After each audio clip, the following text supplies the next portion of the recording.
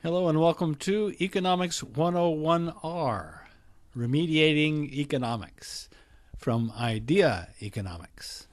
The premise of Econ 101R is that economics as it is traditionally taught needs remediation. This is not remedial economics, as in a course for slow learners who didn't pick up the material in the first go-through. Quite the opposite.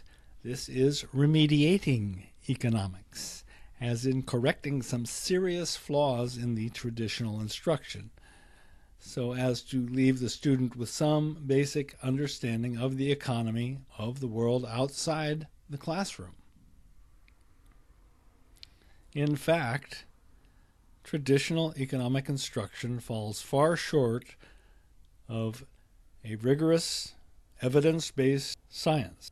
It may work in the hypothetical world of unrealistic assumptions built in the classroom, but it goes wrong, often seriously or tragically wrong, when applied to real-world challenges. We often hear from politicians and others, it's basic economics 101, that if you print more money, then inflation will commence the next day, or if you lower the interest rate, businesses will automatically, mechanically begin to invest in real stuff. Or if you raise the minimum wage, unemployment is sure to follow. People will nod and agree, having attended their classes and gotten their grades. The facts on the ground don't seem to work out that way. So at a minimum, we hope to introduce the need for critical thinking at an early stage in a student's education. The new student enters the classroom with the assumption that economics is a science, or at least a rigorous discipline of testing and examination, and may not appreciate the fact that what they are presented with is a plausible system, but an unsupported system when examined closely. So introducing the need for critical thinking at the outset can save the student a lot of problems later on. The problem of unlearning, or the problem of trying to apply inappropriate schemes. But aside from those who are just beginning, there are two other constituencies we think will benefit most. First is the intelligent critical thinker coming from outside, who may be time constrained or may just lack the patience to engage the minutiae of the debate, but who knows something is wrong, and it is the economics of it. These people may come from the social sciences, math, environmental sciences, the arts, education, labor. These may be people like you who need a handle on things that connects with their experience, and at the same time an overview of how and why the current practice is not working, so they have support in the debate. And then a significant number of people are coming to IDEA from the financial professions. It is ever more obvious that the issues they encounter every day do not conform, and often are not included in their economic training. These are people who want to make money, or not lose money, based on the economics. Some were particularly shaken by the great financial crisis and were attracted to Professor Keene's work, Steve's work then.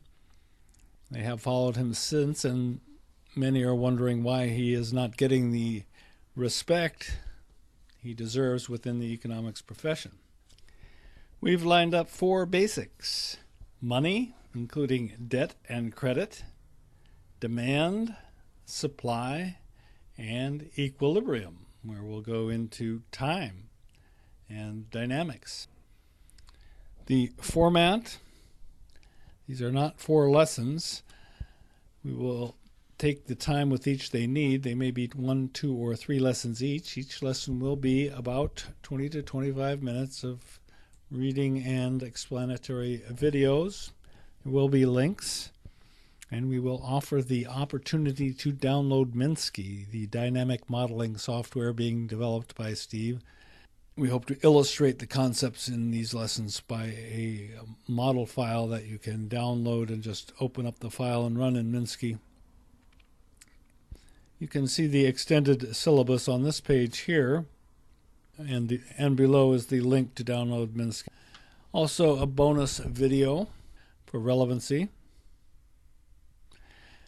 There will be opportunity to comment and evaluate here on this page, but we have no facility at this time for extensive discussion or personal instruction. Perhaps as idea grows, that may come, but for the more eager, there are plenty of online courses and university-based opportunities.